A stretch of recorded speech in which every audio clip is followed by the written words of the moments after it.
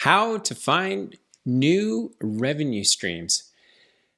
This question I'm often asked when I get to chat with entrepreneurs, and I was reminded of it again today, which is every business delivers a product or service to the marketplace. We do it generally all the same way as our competitors, but where do the real gains get made? I think the real gains get made when we are able to find unsolved problems in our marketplace and in turn incorporate solving that problem into our product or our service.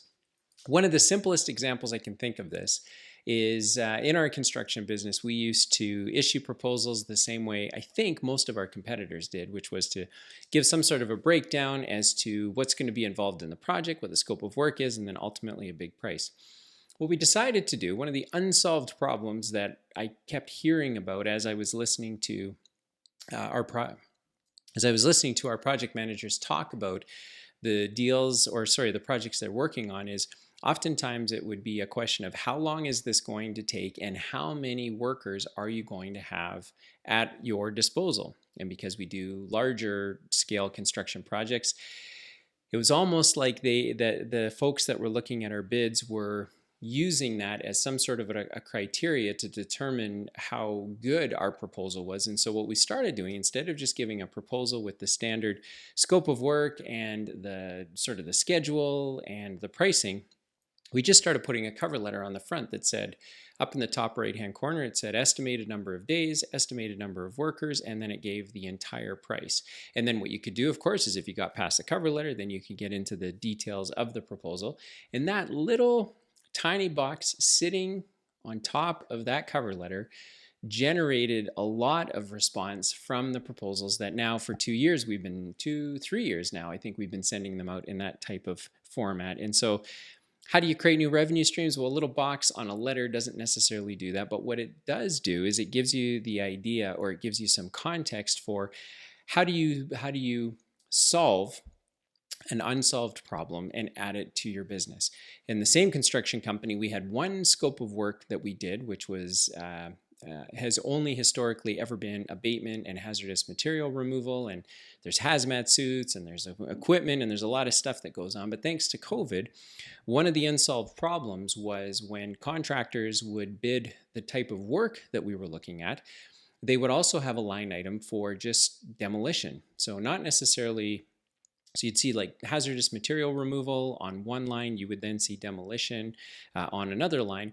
And during COVID, we realized that our group of workers, the type of work that we were doing, was much more sophisticated than straight up demolition. However, when push came to shove, instead of bidding one line item on all of our jobs, we now could bid 2 line items on all of the tenders that came out. And so what did that mean? Well, for the general contractors, the unsolved problem was, how do we limit the number of trades that we have to work with in order to get this project done?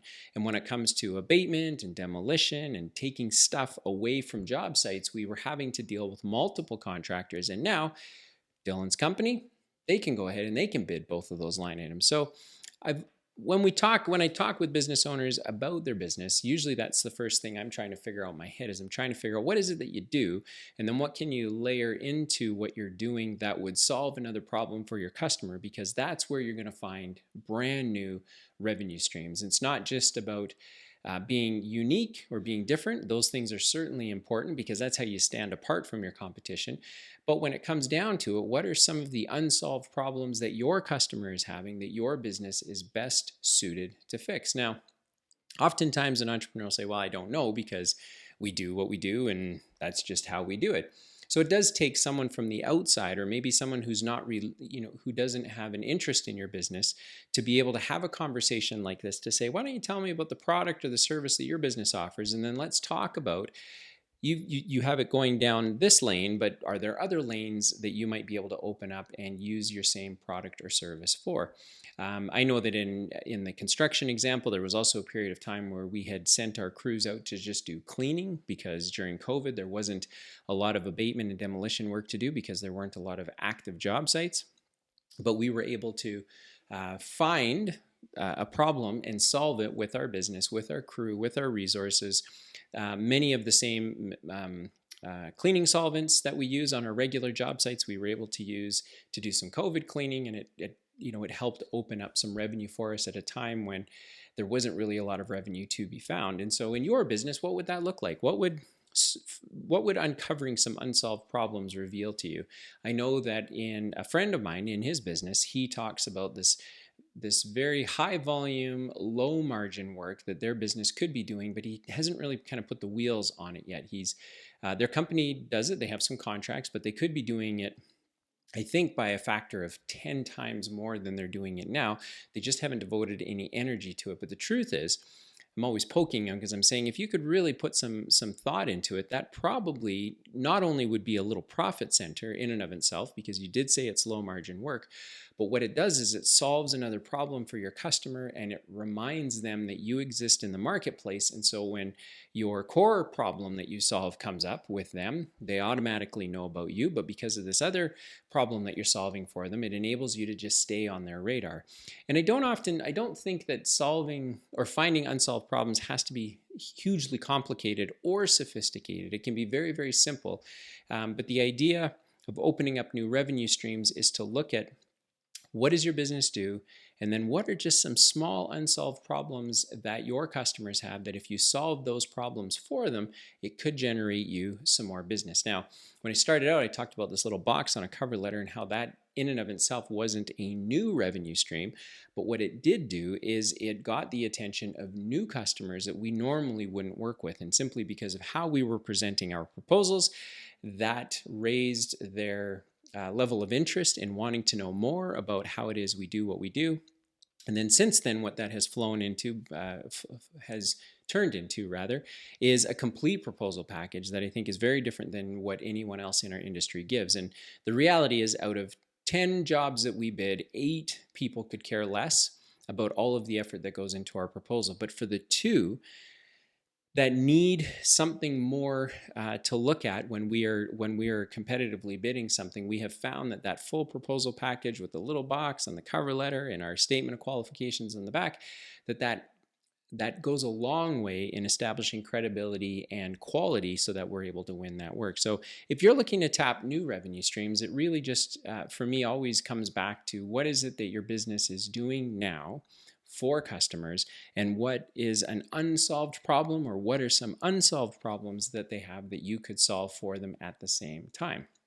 In our heavy duty business, what this looked like was a year or so ago, we rolled out a proprietary work order system so that we could manage our workflow a little easier. And I think in past episodes, you may have heard me talk about this, where we're simply moving, instead of having people move data from one system to another, we built a customized system that allows us to move data electronically without human intervention. And so that's helped a lot. But a byproduct of being able to create this work order system is it also now all of a sudden gave us some very detailed records of the kind of work that has been done on our customers' equipment. And in many contexts, this is something that is generally offered in the marketplace, except not really in our particular niche. And so one of the unsolved problems we were able to solve through a system like this, and it was actually just an unintended consequence of putting in a brand new system and helping to make our customers' lives easier, is all of a sudden we have this mass amount of data that we can open up to customers, and we can show them their own historical work that has been done on their equipment. And for our customer, they've never really had access to that before without maybe leafing through their emails or their inbox or looking through the physical pieces of paper that we give to them. I know for me, even when I leave a car dealership, I generally put my repair bills inside of the glove compartment. But we were able to open it up to them so that they could access it electronically. We removed the friction, so it just was an email address only that had to be entered.